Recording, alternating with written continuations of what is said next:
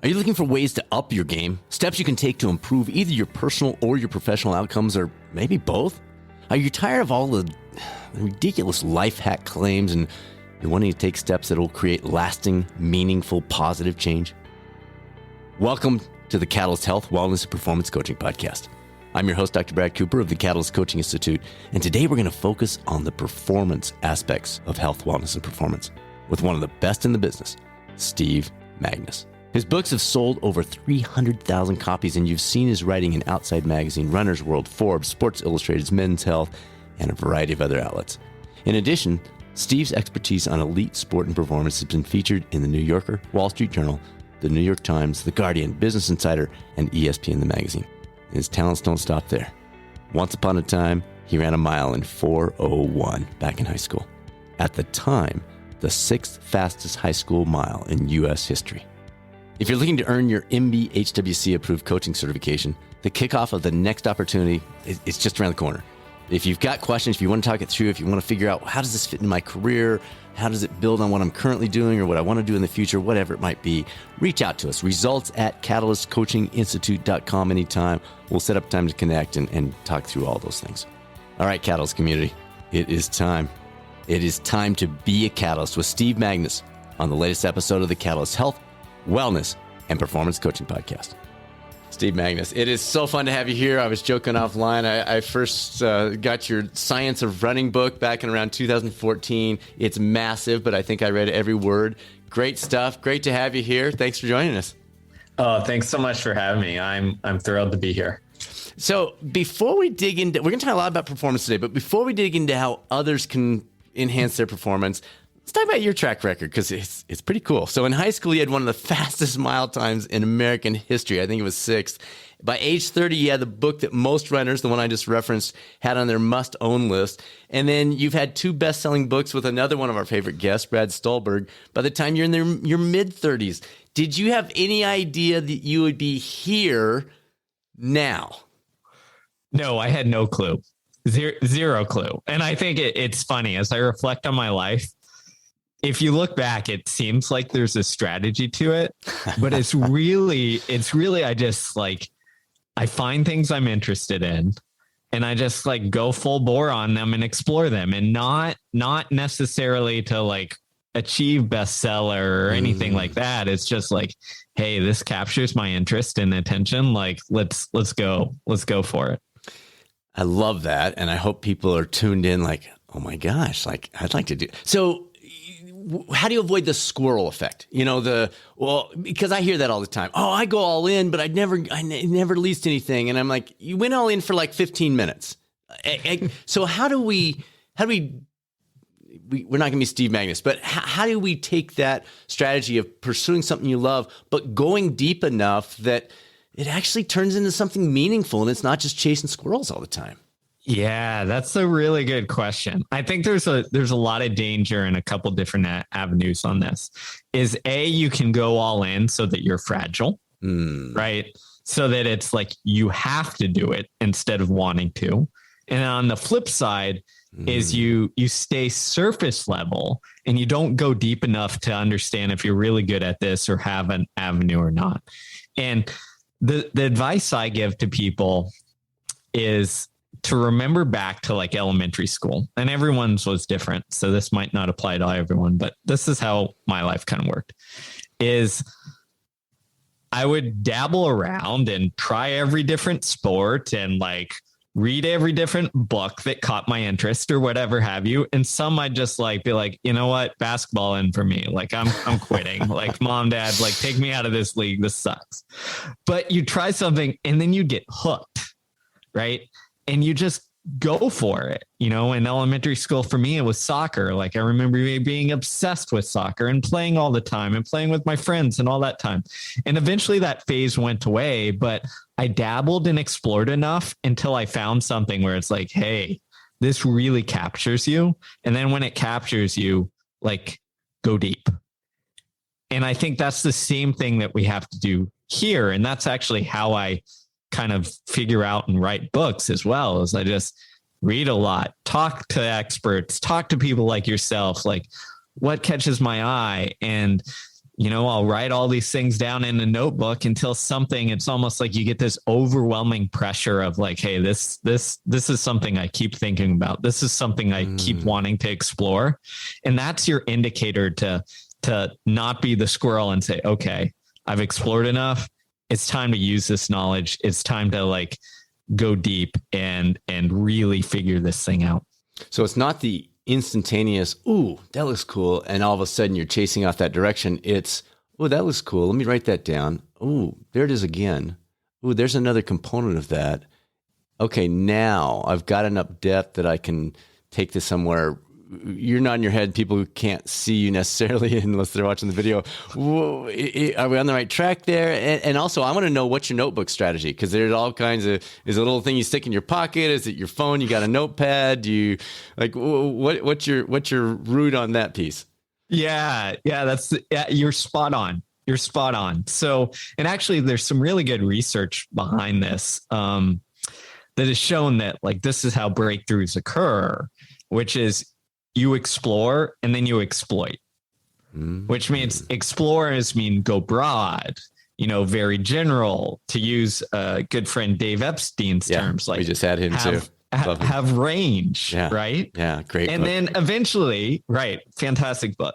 And then eventually, like you've explored enough that you say, hey, it's not that I don't want to specialize ever. It's that I explore enough so that I know when I can specialize. Right. And then you go into that exploitive mode.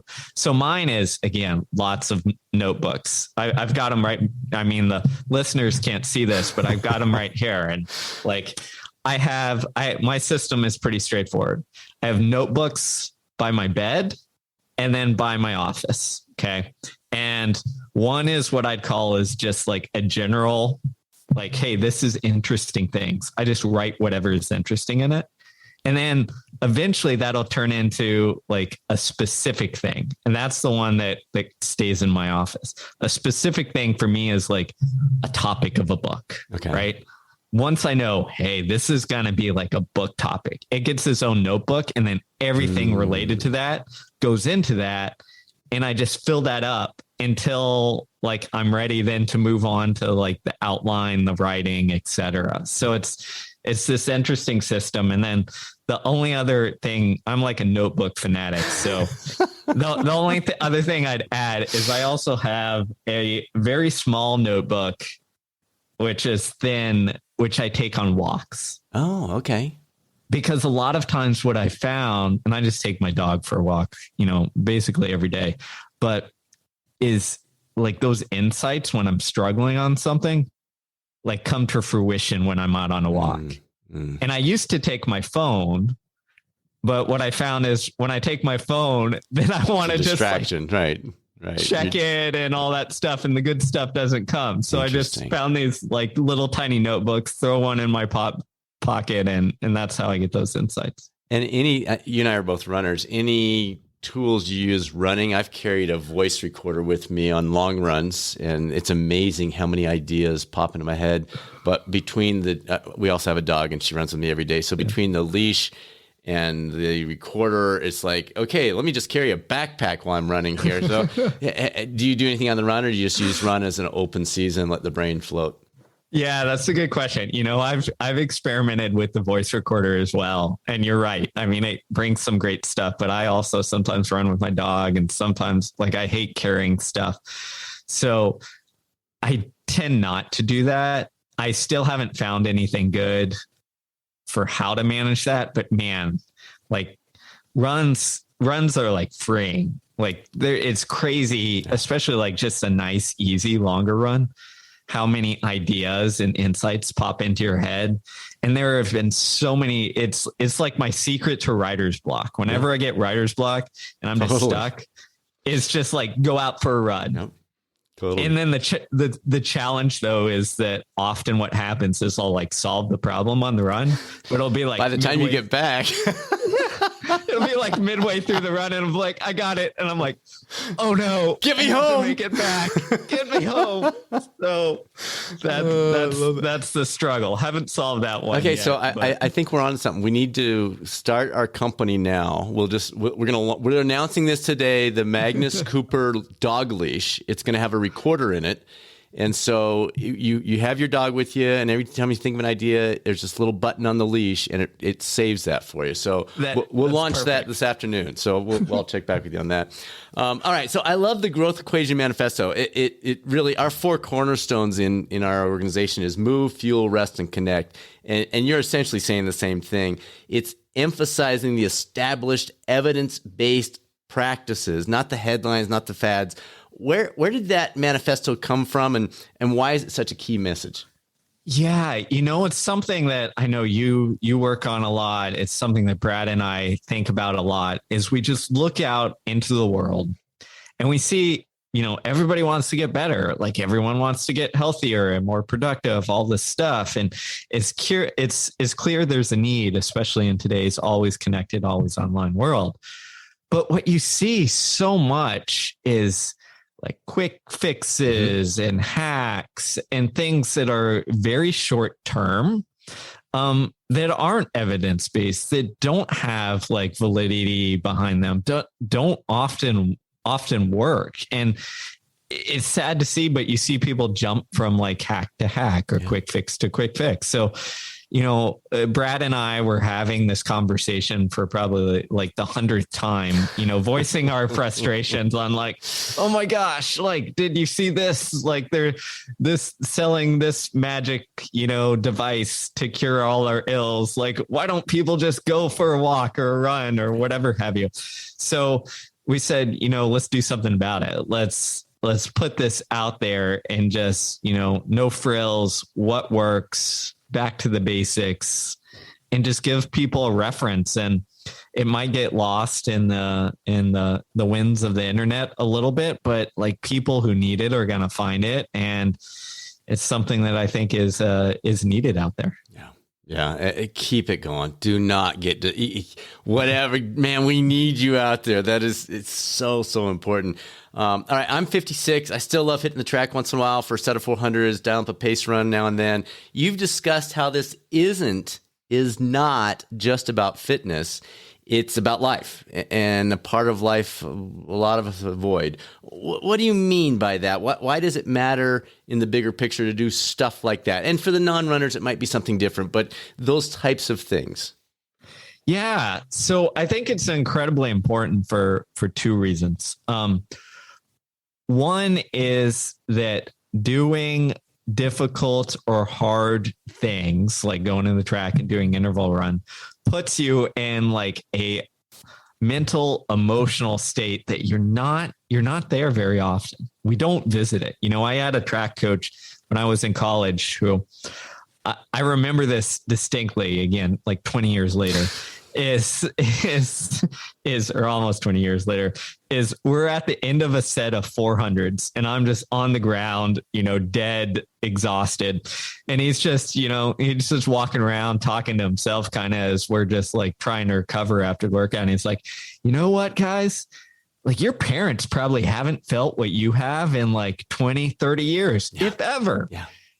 And that really struck me in the sense that here we have this like biological system, this emotional like feeling of like pain, fatigue, etc. We're meant to experience that. And I think experiencing it every once in a while, not all the time, kind of resets our kind of set point, right? And I don't know if you've ever had this experience, but whenever I've come back from like an injury for running, for example, and I go out and I do the first like harder effort, that alarm bell in my head goes off so quickly and so soon. It's just like panic, panic, panic. What are you doing? Like, this is really hard, and logically, and I know, I've run enough. I'm like, hey, like, this isn't your red line. Like, your red line is far past this. Like, this isn't that difficult. But my brain has reset because I haven't done anything that difficult for a while.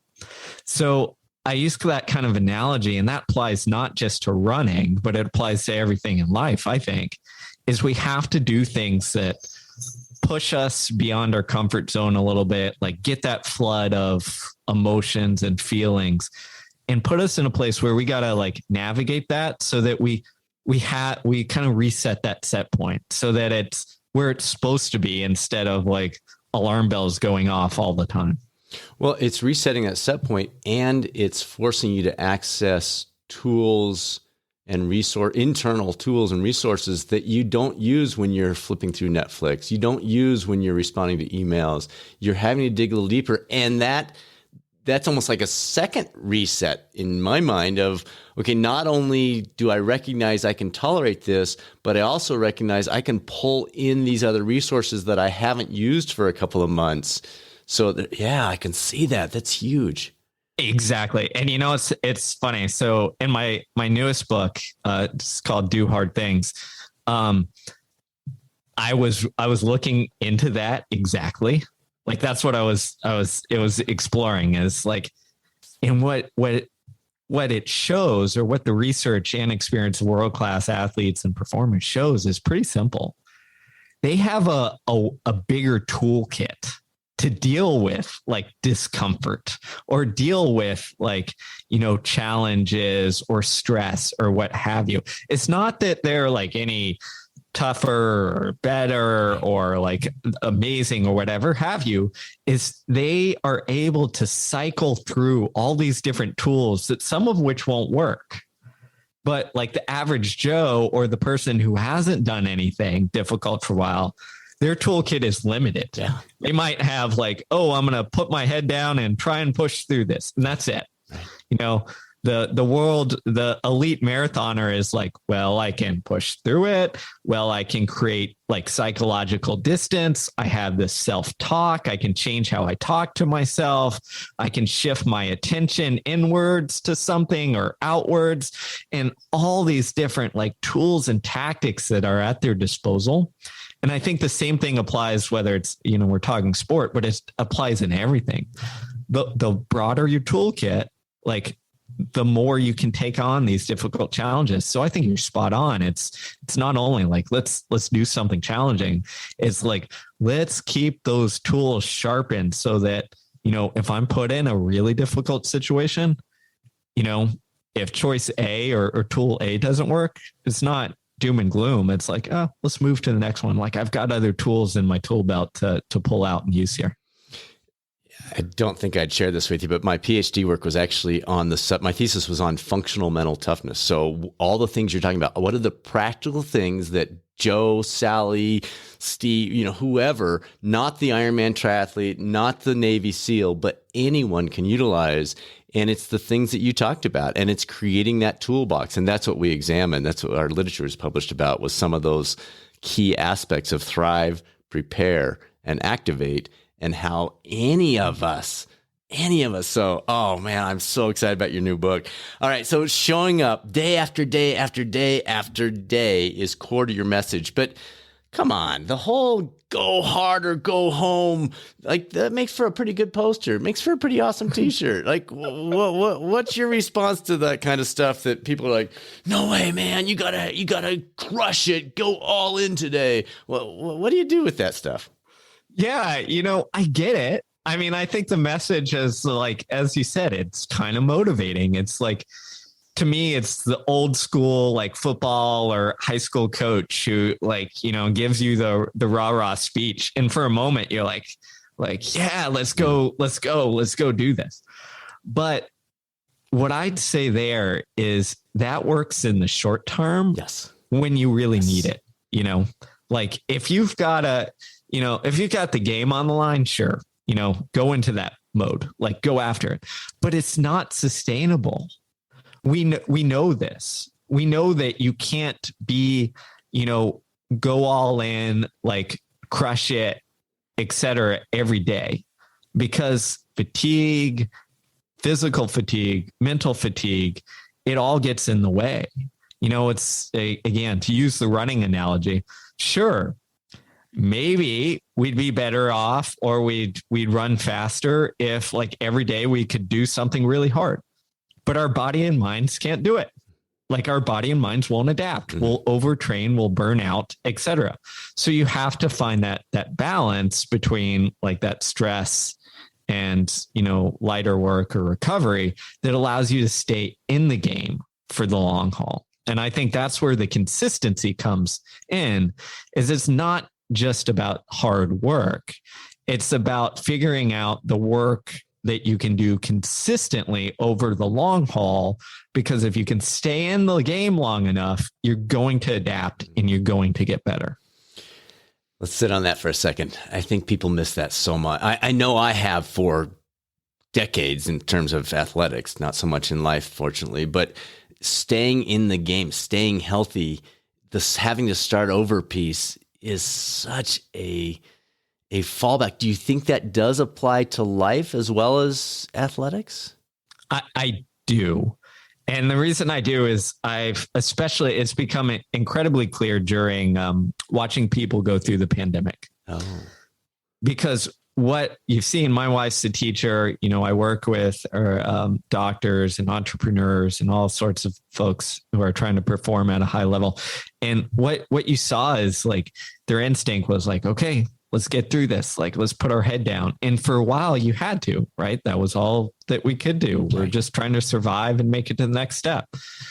But what happens over time is like you eventually kind of wear out and you fall into this kind of what I'd call this kind of like, you're still really trying hard, but your body and mind can't respond. So you fall into this like general kind of malaise of like doing the work, but not up to the quality that you're capable of. And if you stay there for too long, you kind of settle into this middle ground of like, not that great work, not really performing well, but kind of getting by. And the argument I've had with those I work with is like, that's fine if you're trying to survive things, but if you're trying to thrive over the long haul, we've got to figure out this better balance where you're able to perform at your best when it's called upon, like when it's that season of your life. This is so good. All right. Delayed gratification. It goes hand in hand with showing up, obviously, but it takes so long. Practical tips for making delayed gratification a consistent part of what we're doing in our personal and our professional lives. Oh man. Yeah. This is something that we all struggle with because it's human nature. It's culture. Like we want it now, and that's okay. I think part of it really is accepting that pull towards we want it now, like realizing and recognizing that, you aren't some superhuman who is like, hey, I'm going to, work all this time and then, months later get the payoff. So acceptance is huge. Framing it is important too, is like, okay, I'm going to work hard and I have to wait for this gratification. What is the relative timeline on this? What does this look like? What I found is people are able to wait if they feel like A, they have a sense of control and like they can input or impact what they're doing. And then B, have a rough idea of what that looks like. It doesn't have to be specific, but in the athletic examples, we use this great. We say, okay, I'm going to train really hard for this marathon in 3 months or 4 months, right? We have this, okay, there's a payoff. And the work in our work world, we don't do that very well. We say, hey, I'm going to work really hard, but then there's no kind of timeline on this, right? As well. The other thing that I'd say as well for delayed gratification that I think is really important is practice that skill, like we're talking about, in small, chunks or small bites of pieces so that you develop that mental muscle. So practice delayed gratification on things that you can handle first instead of the big major things that, you might not be able to handle, at this time. So it's essentially muscle. Yeah, it's a muscle. I mean, that analogy gets used a lot, but it applies here in the sense that if you can train your body and mind to withstand and put in the work and et cetera, and not give into it on the small things, you have that muscle for the bigger things. So the best thing that you can do actually, and this isn't exactly delayed gratification, but it gives you some of the same mental muscle, is how you handle your phone. Right? Because we all have that instant check, like that urge to check all the time. So can you leave your phone to charge in the living room instead of the bedroom overnight? So it's a small thing, but like things like that. Can you set aside your phone for, 2 hours of deep work? Because, you're trying to get the work in and you don't want the instant checking, but that's a very small thing that flexes and trains that mental muscle where you can say, hey, like, no, I'm not going to get this instant gratification, this instant dopamine hit of checking. I'm going to just push it off. Okay. A while. And a lot of what gets in our way for delayed gratification is that like inner voice, that inner feeling that's pushing us to like want it now, want an answer, like figure things out right this instant. So if we can sit with that and train ourselves to sit with that, we're going to be in a better place. So continue with the muscle example and feel free to say, Brad, I haven't seen any research on this, or here's just my opinion, but is there also something to looking at your day? So let's say I look at my day and I say, I've got this critical meeting at 2:00. So I'm not going to utilize as much delayed gratification. I'm not going to push that muscle this morning. I'm not going to go out and do an interval session. I'm not going to keep my phone away from me every second. I'm not going to try to resist that latte instead of the black coffee, whatever your thing is, because I want to save or as much of my delayed gratification muscle for that thing at 2:00. Have you seen anything on that? Is there any precedence for that? Yeah. No, this is heavily tied into what we call like mental fatigue, right? Where if we spend all of our time worrying about the little things, for instance, throughout the day, what I should eat, should I eat this or that for breakfast? What are what outfit should I wear?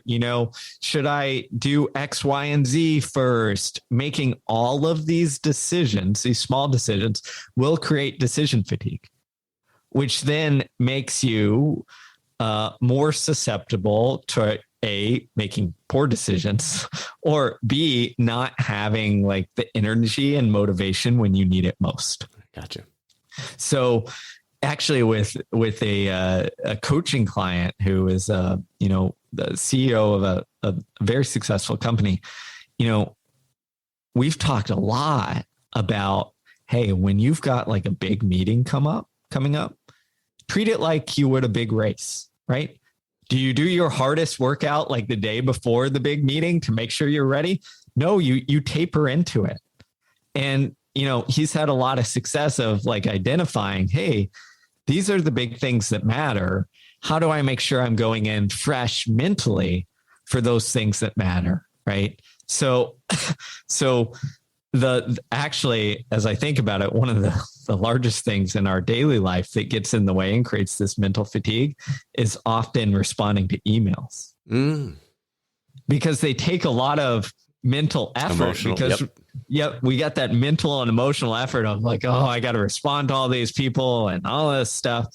And people often do that like first thing in the morning before they do their actual work that matters. And it often gets in the way of the work that matters. It's like it creates fatigue.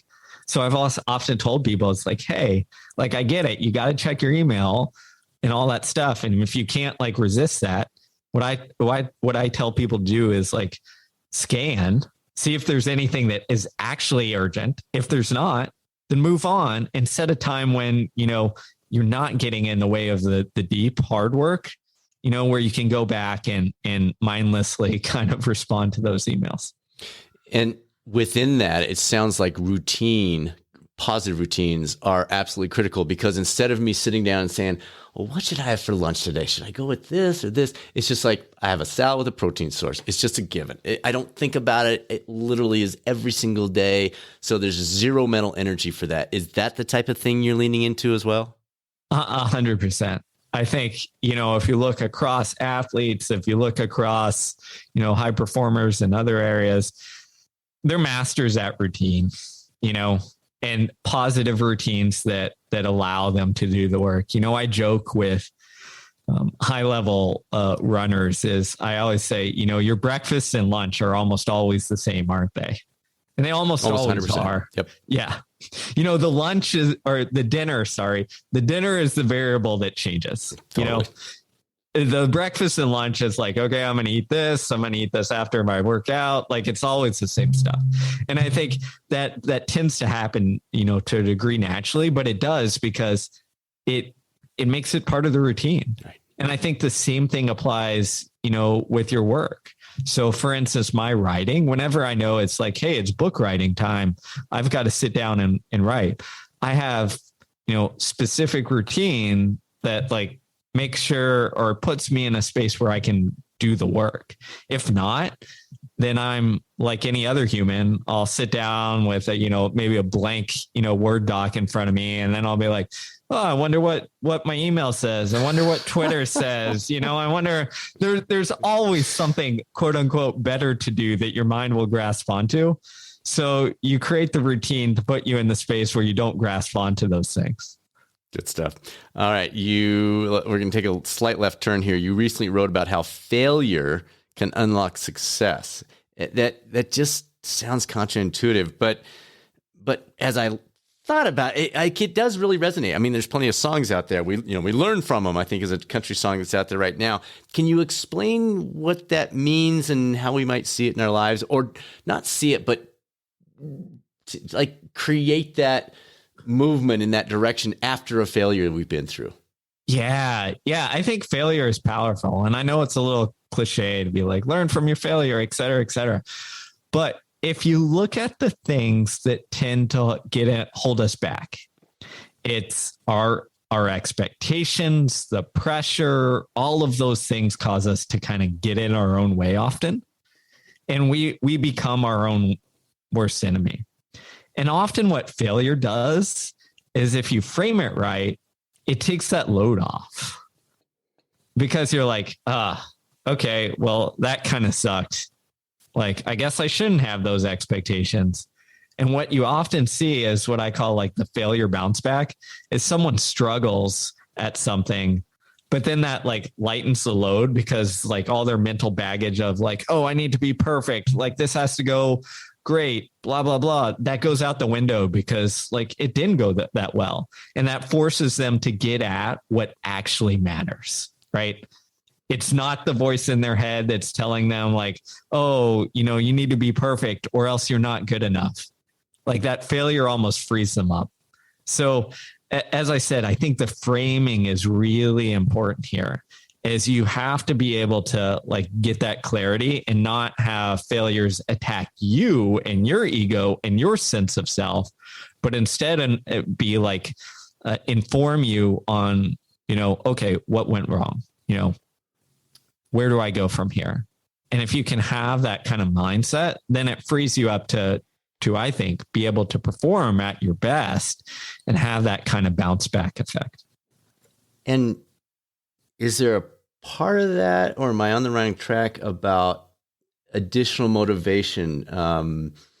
It's like, okay, I didn't get it, but I know I can. I did everything else right. Something fell short that was unexpected, and I'm just going to really, this next one's going to happen. Is there a piece there? I've enjoyed Ironman for years. I've done about a dozen, and it seems like my best races have always been after a bad race. Now, part of that is just I've been fit because I just raced, but there's something mental there too. 100%. And you're on the right track. And I think this is where, we can learn a lot in the sporting world and apply it to the rest of our life. Because what happens in the sporting world, you tend to have a bad race or a fail in a lead up race, right? it's often not like the biggest one or the one that you're trying to aim for or what have you. What happens is we have all these kind of small tests leading up to big things. And if we fail at that, we don't see ourselves as totally a failure or like this is the end or I'm out of shape or what. It's not critical. Yeah, I got you. It's not critical. Right. We learn from it and we say, okay, I almost got there. I didn't quite achieve it, but like, here's what I can do. And now I'm motivated to do it. I think in our the rest of our life, we got to learn from that. So how do you learn from failure? You try and set yourself up where you're failing, quote unquote, at the non-critical things, right?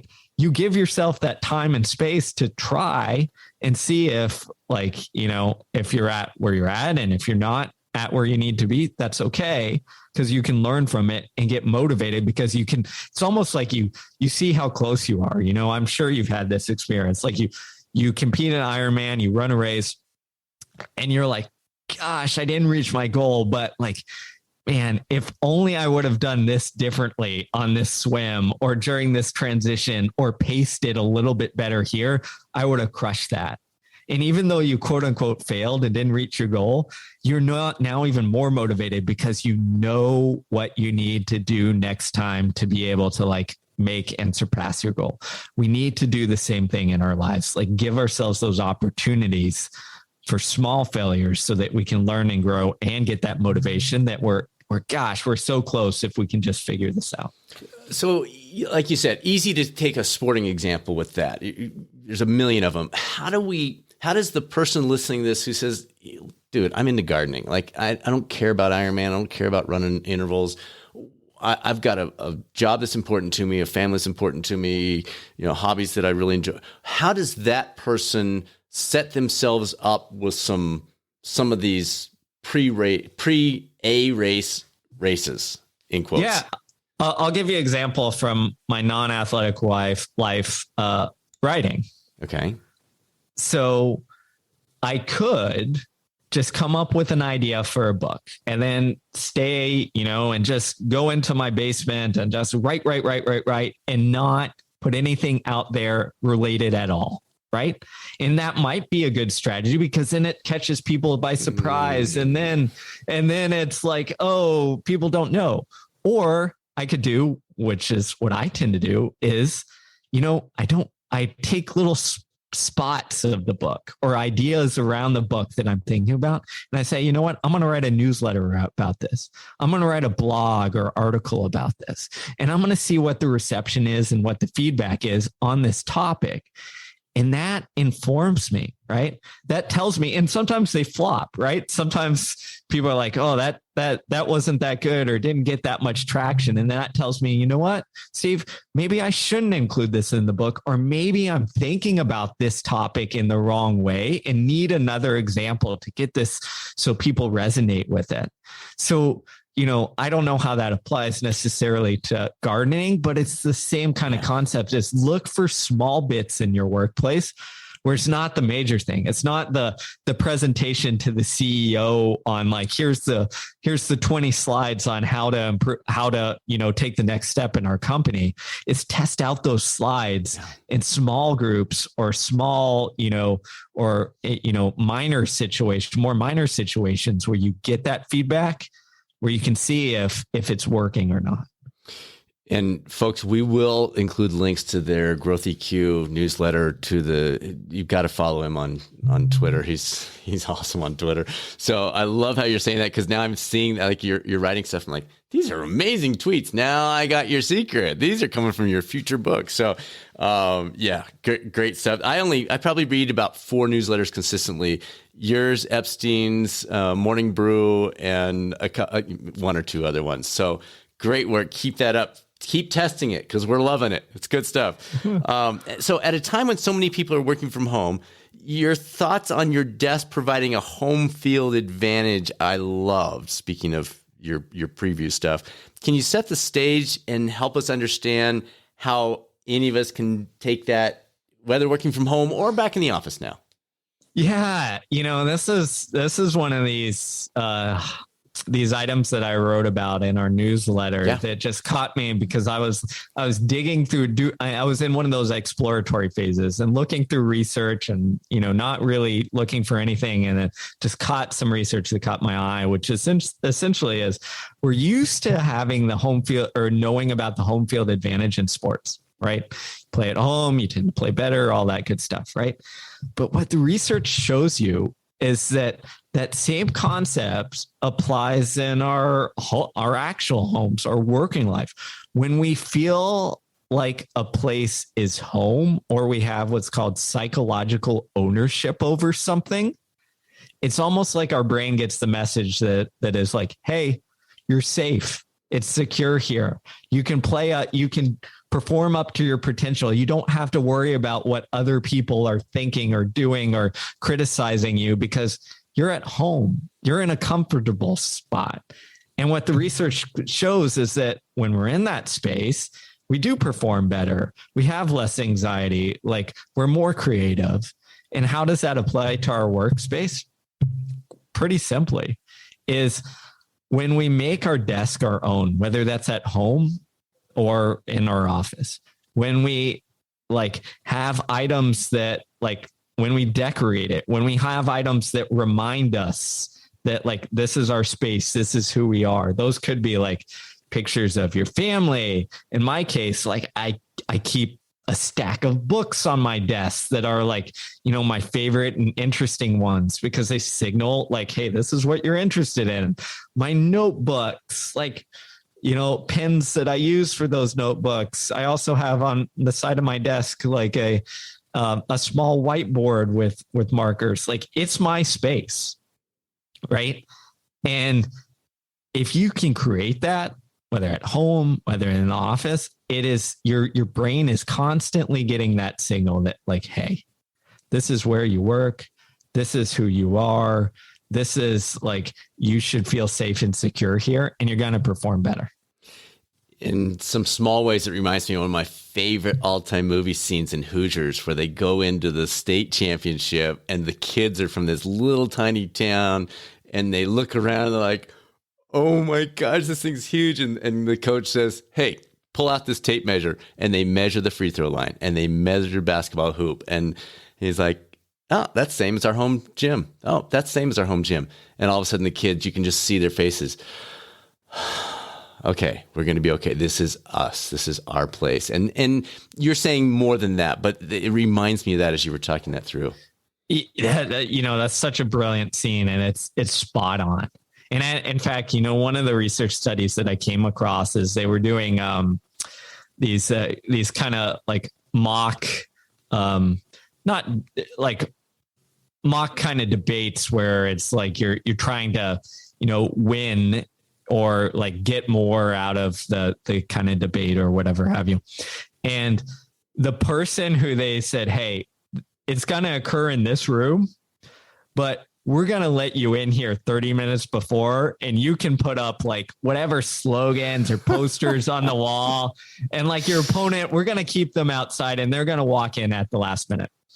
And regardless of their skill, going into it, the people who got to decorate the office and just sit in the debate room beforehand performed wow, significantly better. Wow. So it reminds me again that Hoosier thing is and I've talked to athletes and teams as well, is when you're going into somewhere that's a little foreign, get there a little early, right? Make it your own space. The measuring example is great. Remind yourself that, oh, this is just the place I practice in. This is just the boardroom that I give presentations in.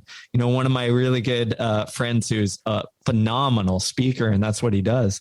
He always tells me is first thing in the morning when I'm giving a speech in front of thousands and thousands of people, I go into the auditorium and I just stand at the lectern. And I just look out into the audience and I just imagine it, only do it for 5-10 minutes. And then I go back about my day until it's time to perform. And he's when I get up there the second time, I'm I've been here. Yeah. This is it. This is I'm comfortable here. And I think that's so powerful. Love that. And I have not heard that study on the debate. That is awesome. Okay, couple more. I appreciate your time. This is so much fun. 2011, Seth Godin wrote a book, We Are All Weird. I've referenced that book so many times. It emphasized the opportunities to connect like never before. Great book. But I also love the opposite perspective that you provided on the subject about the way it can create self-deception. You suggest it's more important than ever to hold our group identities a little bit more loosely. Trying a keto diet, this is a quote from you, trying a keto diet may be worthwhile, but being part of the keto diet diehard community is probably a recipe for disaster. Thank you for saying that.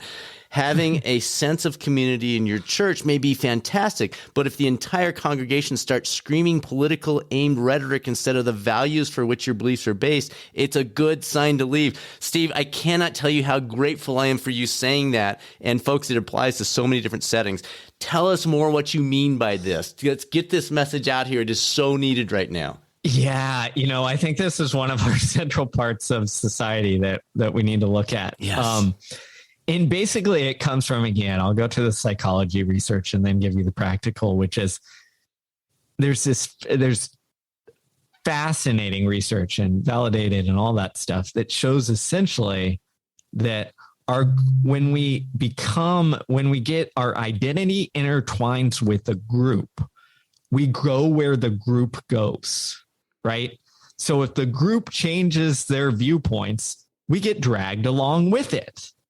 And, this example, the example I like to use is that in the 1970s and 60s, the Southern Baptists, who are very conservative, one of the most conservative religious groups, Christian religious groups, they had what I would now call middle of the road views on abortion. And then things started to change in terms of leadership, and they started taking a hard stance. And then from 1970 to 1980, their viewpoint shifted. Okay. The leadership did. And then you look at the surveys across, and the entire congregation shifted with them. Right. Now, if you step back, and then, sorry, this is a little controversial, but if you step back and you say, okay, like if our viewpoints and our values are like deeply held and individualistic and like we hold them true, then an entire congregation in 10 years, viewpoints wouldn't change drastically on this thing that really gets to a lot of people's like values on either side of it. But the reason it does is, again, because psychology shows us that it's almost like a shortcut, right? The things that we identify with deeply, right? The groups we identify deeply with, we almost say, hey, like, here's our thinking. Like, you tell me what's important. You tell me what's valuable. You tell me what I should pay attention to. And you see this in religion, you see this in diet, you see this in sports and teams. A little lighter, a lighter example is in sports teams. You often see maybe people are heavily against cheating and all this stuff until one of their athletes on their favorite team gets, cheats. And then it's like, oh, wait a minute, never mind. Like, I still love this team. Like, my views are different. Why does that occur? Because the things that we're deeply intertwined with, right? We shift our values and morals with that. And my message isn't, hey, like, don't ever find community, or don't ever like be a part of a religion or a team, or, whatever your group identity is. It's just to acknowledge this, acknowledge that while we think we're like incredibly individualistic and individual thinkers and all that stuff, the groups we tie ourselves to have much more sway over us than we think. So you need to be aware. And the way I like to think about it is, again, is like, it's okay to be part of these groups. And in fact, it's great to feel like you belong. But what you don't want to do is become so enmeshed, or what the psychology research calls fused, where your identity is fused with this group and you just get dragged along without knowing it. So create a little bit of space, like be able to hold this group loosely instead of so tightly that you get dragged along with it. I don't expect that there's any research on this yet, but just based on our previous discussion of mental, emotional, physical pushing ourselves and being able to get outside our comfort zone and the value of doing that, it sounds as you were talking about that, and you even mentioned it, it's a mental laziness. It's easier. If I'm a Steve Magness fan, then I don't need to research. I don't need to read. I don't need to study. I can just go, well, Steve said, so I just run that path and I can save my energy for scanning through Instagram another 2 hours a day. Have you seen anything on that? Is there some connection between the mental laziness and the desire to just follow this charismatic but idiotic leader?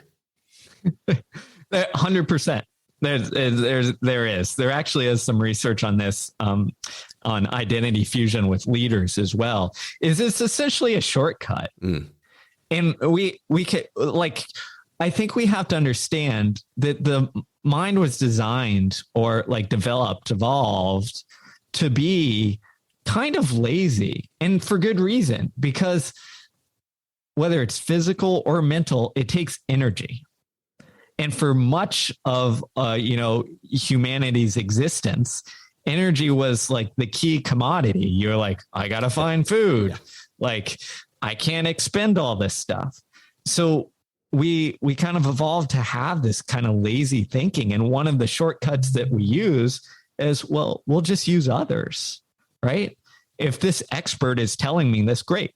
I don't have to do all this research. Right. If this leader is telling me that, like, hey, I'm going to make your life easier and better, or where you don't have to worry about this thing, great. I'm going to listen to him instead of like turning on my brain and like, putting the effort. Like, thinking takes effort. Okay.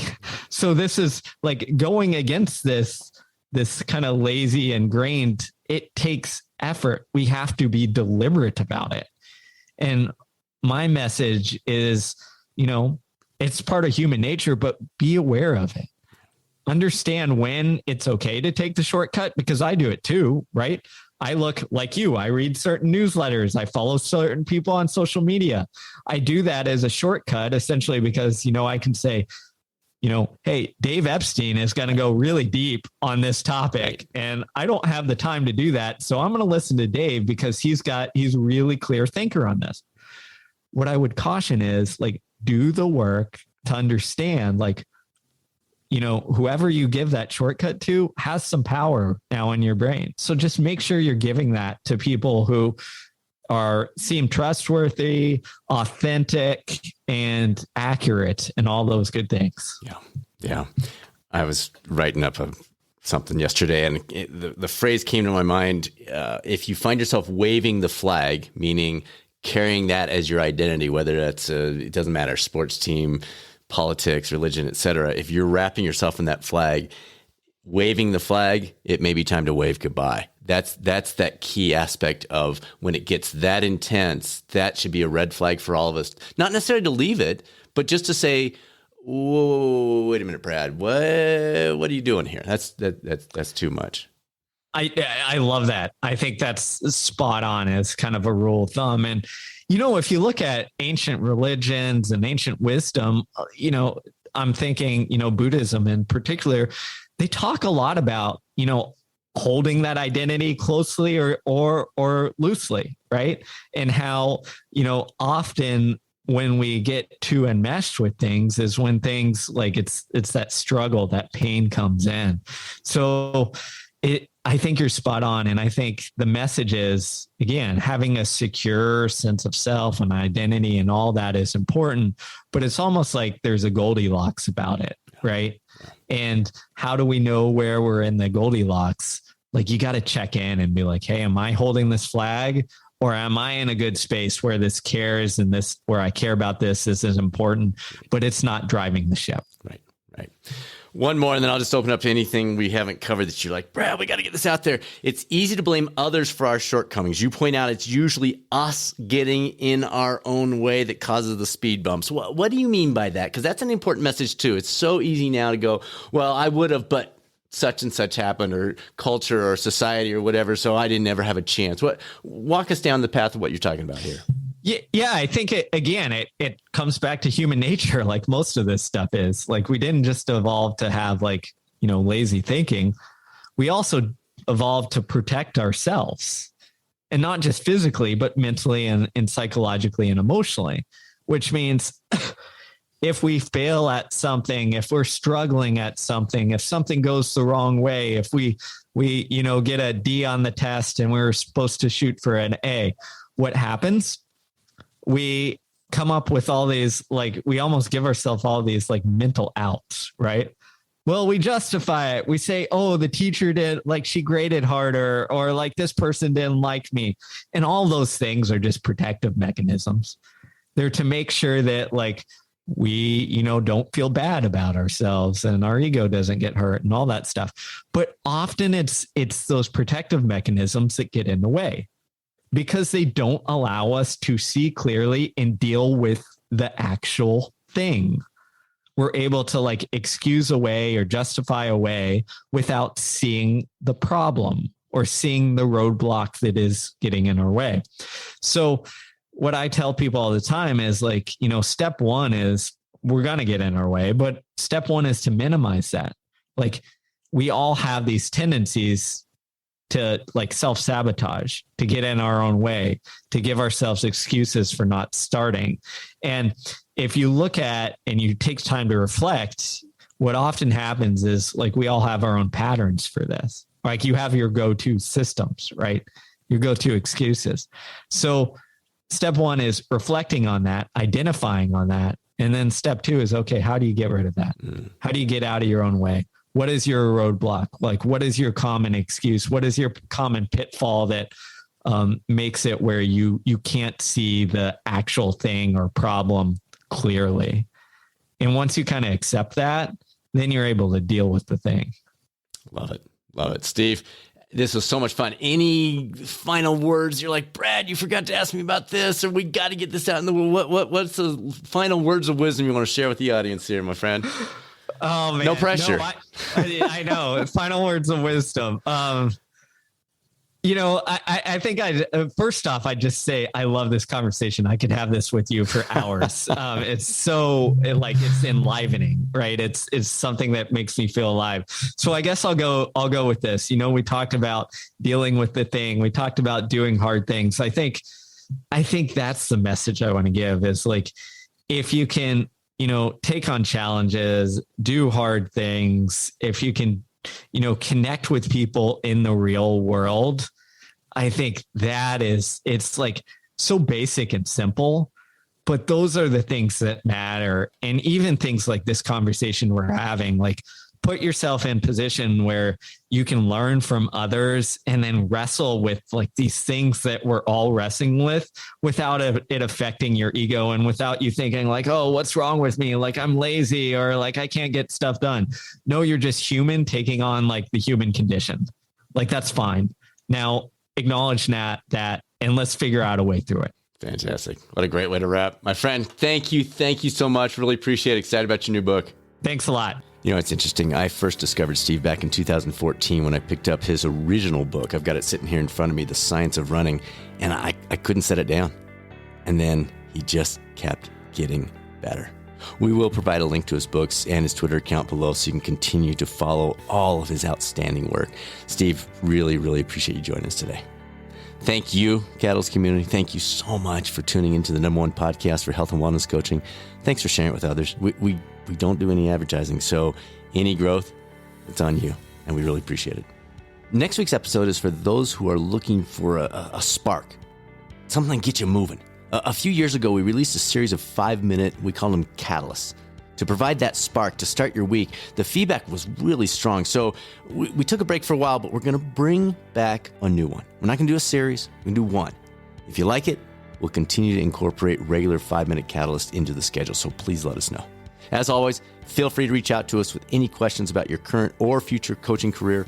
Email is results@catalystcoachinginstitute.com, or you can always tap into additional health, wellness, and performance resources on the website, catalystcoachinginstitute.com. Now it's time to be a catalyst. This is Dr. Brad Cooper of the Catalyst Coaching Institute. I'll speak with you soon on another episode of the Catalyst Health, Wellness, and Performance Coaching Podcast, or maybe over at the YouTube coaching channel.